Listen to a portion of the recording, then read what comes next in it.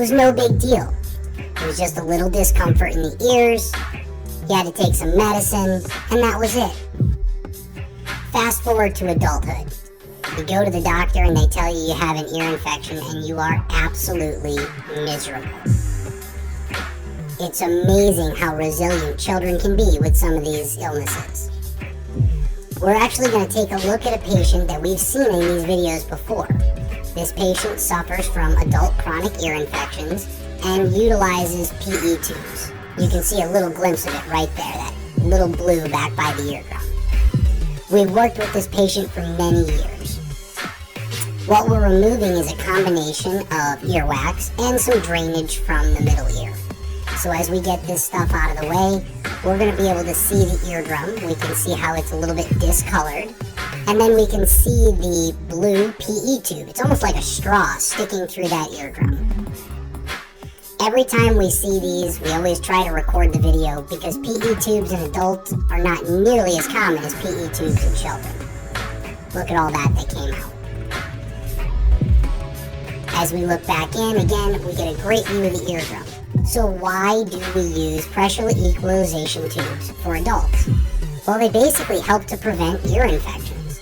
They allow airflow between the outer and middle ear, especially when the eustachian tube is not functioning properly. This allows for the equalization of pressure and also allows for that middle ear space to dry out.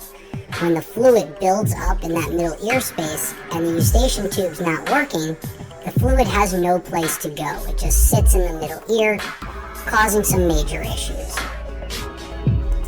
The great part about PE tubes, it allows that fluid to just drain out into the ear canal and allows airflow to help to keep dry that middle ear space, which is supposed to be air-filled. Now in this patient's case, they only have a PE tube in one ear, but they do have history of ear infections bilaterally, so we're going to go ahead and clean out this other side. As you can see, it's pretty impacted, so we're using the curette to start the process and get it removed. This patient does tend to produce the type of wax that stays together almost like big skin ribbons, so we're going to use alligator forceps to help to remove that big chunk of skin and see what it looks like back there. This patient also has collapsing canals, so as the canals collapse, it kind of pinches the wax and skin back there and really makes it difficult for that wax to naturally come out. Even though the ears are technically self-cleaning, when you do have collapsing canals, sometimes that self-cleaning mechanism doesn't always work. If you like these wax removal videos, please take a moment to like and subscribe. They really do help the YouTube algorithm and get this content in front of more people. As you can see, we're using those alligator forceps, slowly trying to break that skin and wax free. And look at that nice long ribbon. That's about 1 inch long. That's quite a bit of wax and quite a bit of dead skin.